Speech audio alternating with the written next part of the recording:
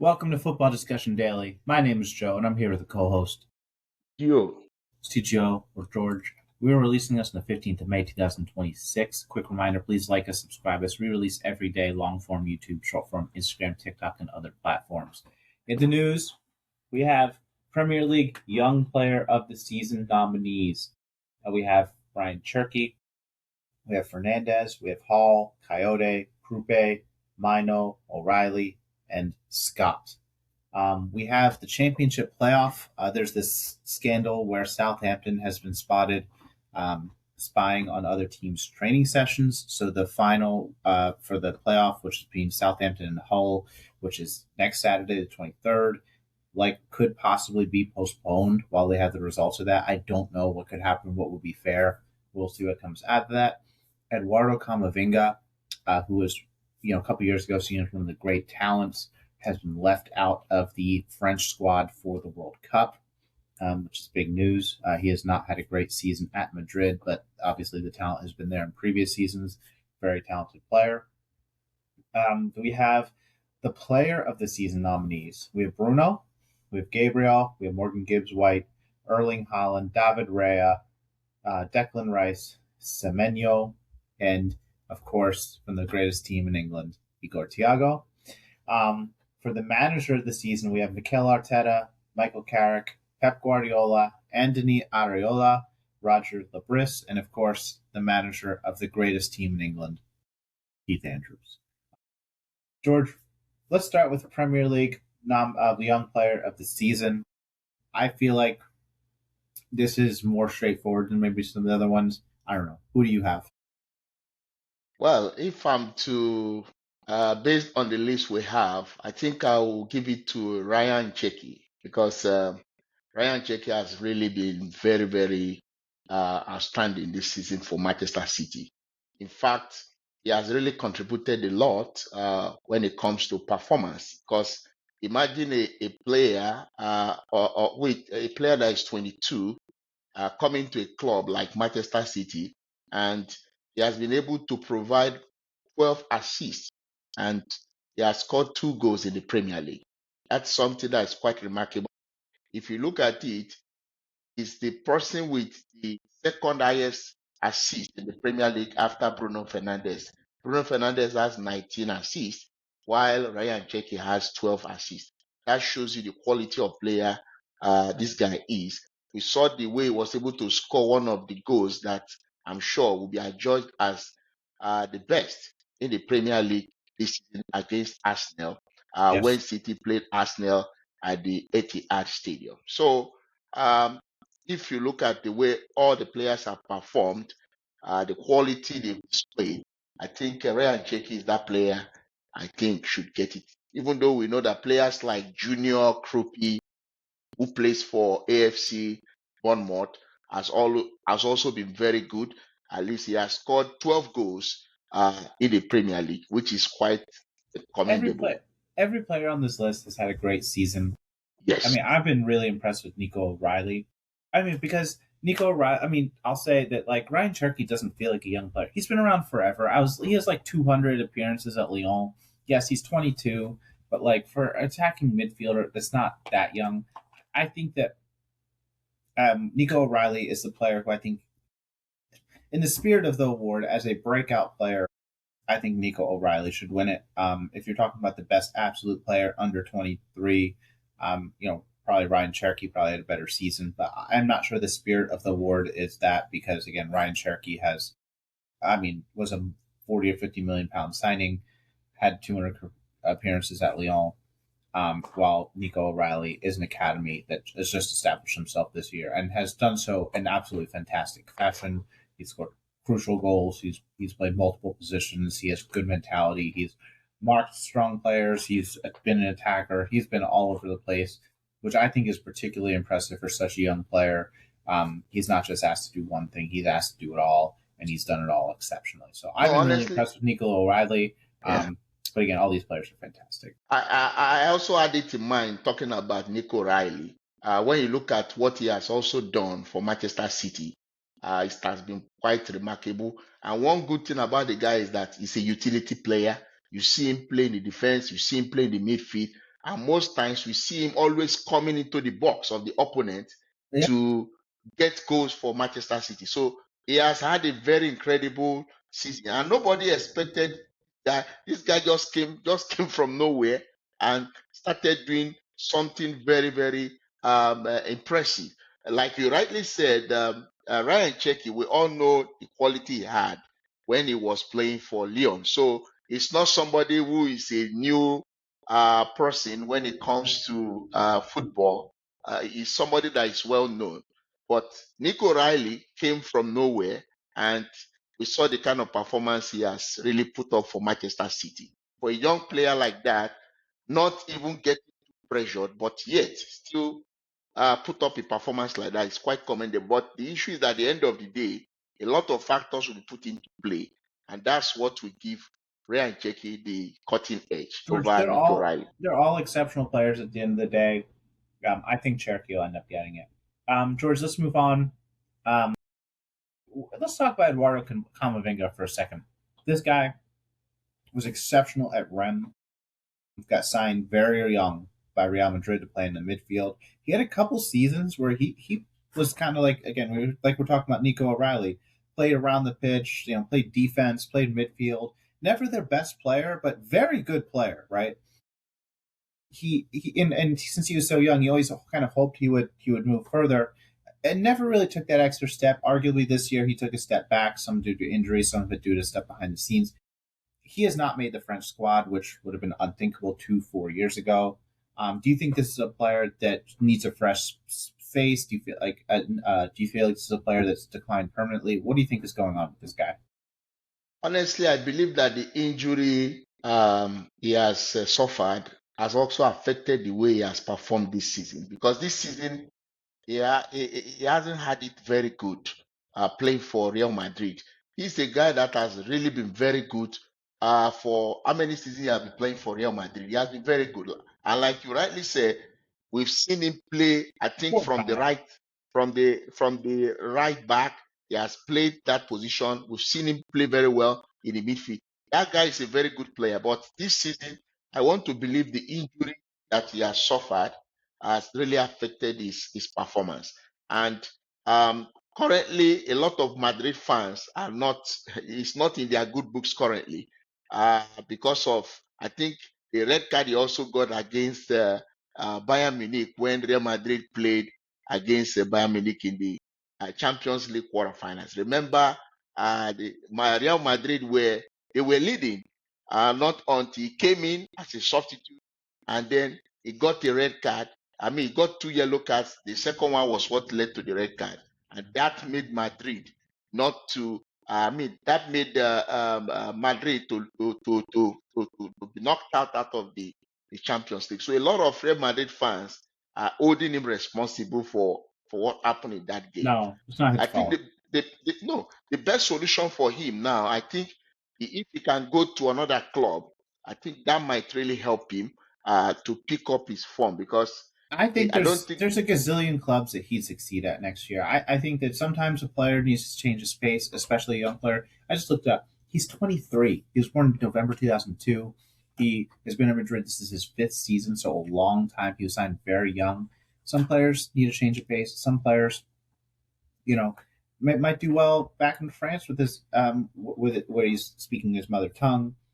Some players might do better in England just due to play style. There's a lot of reasons. Madrid is very high pressure. He's very young. There's a lot of talent there. I think that he'll be very successful somewhere else. Let me tell you a funny story, George. I was in Lyon in December 2019, and I saw Eduardo Camavinga's first goal, professional goal. I was there. It was the same game that Memphis Depay tore his ACL. I was right there. But I'll say this: I never heard of Eduardo Camaving. I think he had just turned 17 at the time, but it was clear he was by far the best player on the pitch, and he was running the show. He was fantastic. He was everywhere. I thought this was some 28-year-old guy who was French, who never made it out of France, who I'd never heard of playing for Rennes. Eduardo Mendy, I believe, played in that game too. Nothing exceptional from him, but Camavinga was fantastic. Fantastic Ran player, the honestly. show, and I got back to my hostel. I look it up, and I'm like, "Oh, this guy's 17 years old. He's gonna go. He's gonna go places." I don't believe that talent has gone anywhere. I don't believe that mentality has gone anywhere.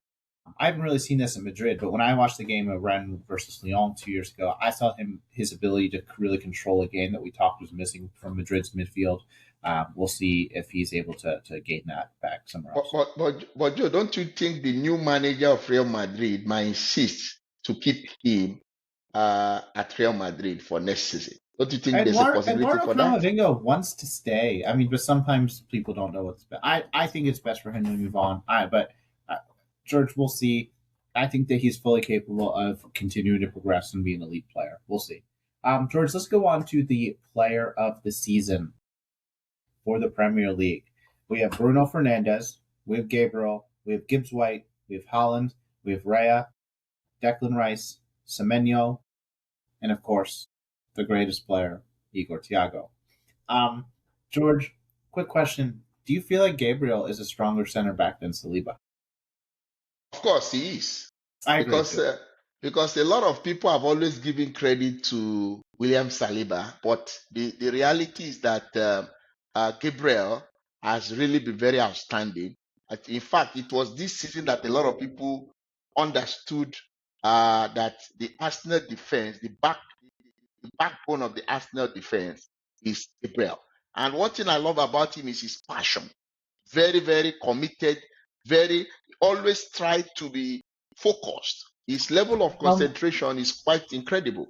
I clown on him for diving in critical moments, but like he's obviously very. It's a skill to manipulate the refs and to take the smallest contact and turn it into a foul. I mean that goal against Tottenham that was called back. I don't think it would impact the result either way, but he clearly was very skilled in order to get that goal turned away. There was a couple other throughout the course of the season to do that. Now, George, who do you have as the Premier League player of the season? Who do you have? Well, I think I'll give it to Bruno Fernandes. The reason why I'll give it to Bruno Fernandes is based on the fact that this guy has really been very, very impressive this season. He has scored, I think, 8 goals in the Premier League, and then he has 19 assists. So what it means is that if he's able to score one more assist, it means he would equal the record of Thierry Henry and that of Kevin De Bruyne. So that's something that is very good. And one thing I love about Bruno Fernandes is that has created a lot of chances in the Premier League. I think he has created about 124 goal scoring opportunities. So, and that is about 56 more than any other player in the Premier League. So George, you I can don't have see. the numbers in front of me, but I'd be willing to bet that he's created the same amount of chances the last 5 years straight. It's just this year he has better finishers with Sesko, Cunha, and Buemo, who are better finishers than who's Anthony and these other guys he's had in the past. So interesting. Go on. No, but what you are saying is based on the assist now. But he has created 124 chances. So what it means is out of the 124, it means 19 were put at the back of the net. So you can see a lot of it were even wasted. So that's quite a very good performance by a player.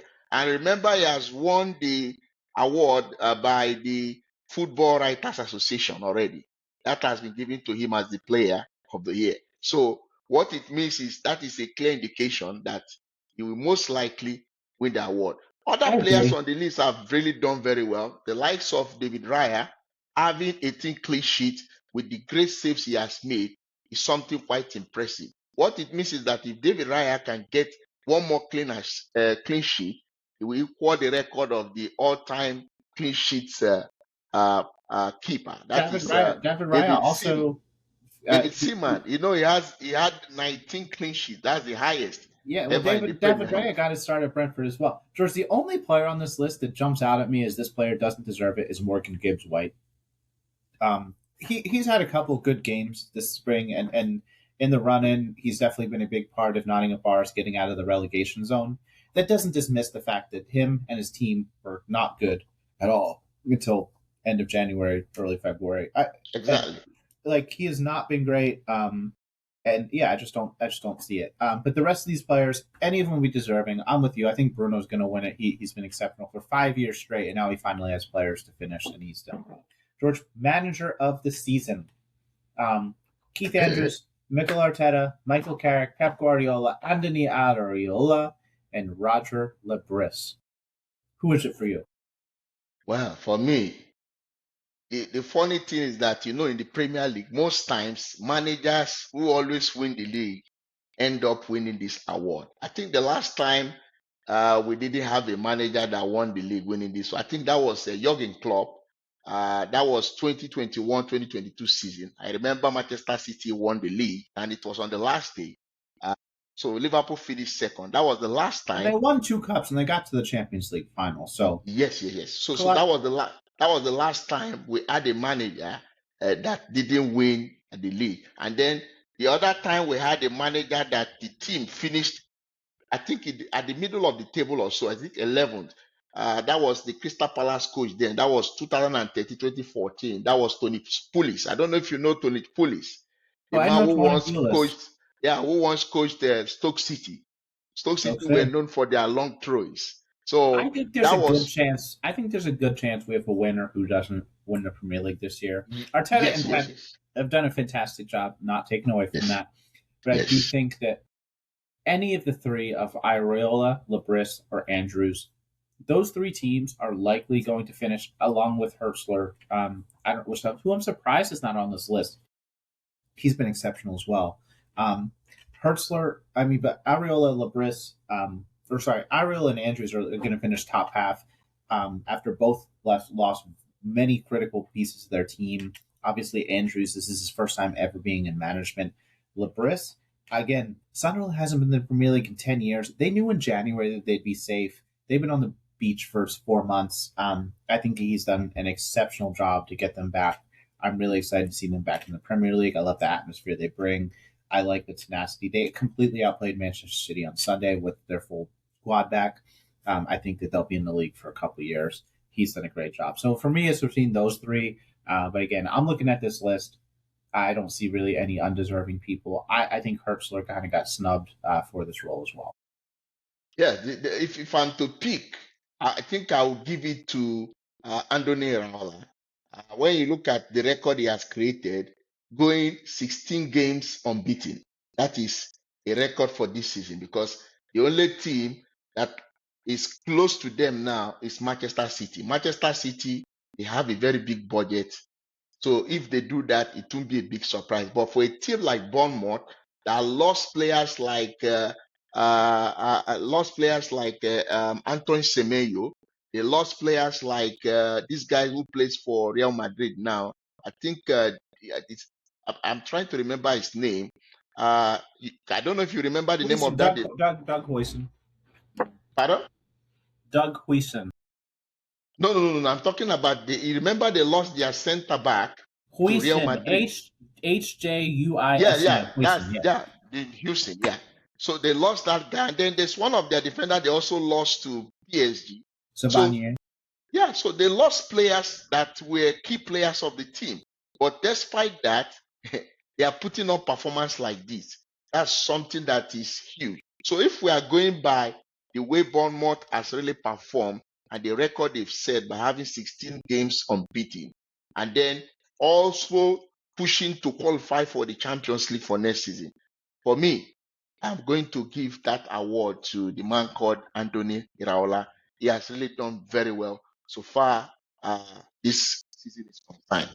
I think it's going to be very interesting to see where he lands next summer because, again, he's a fantastic manager. Not George, on top of everything you're saying, if he did that with like playing the most boring football in the world, it would be exciting. It would still be an achievement, but he's done it like in Bournemouth. They're quite watchable. They have a great Yes. midfield, great mentality, good finishing.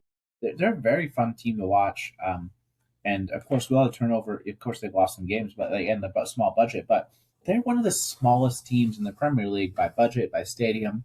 It is exceptional that they've done this. 15 years ago, I think they were in League Four. Eddie Howe obviously was very successful with them. So quite the accomplishment. I'm going to end with our standard questions, George. Number one, who wins Premier League Young Player of the Season for you? Number two, who wins Premier League Player of the Season? And number three, who wins the Manager of the Season? And number four, do you think Camavinga is at Madrid next year? Let us know your thoughts. Thank you for listening.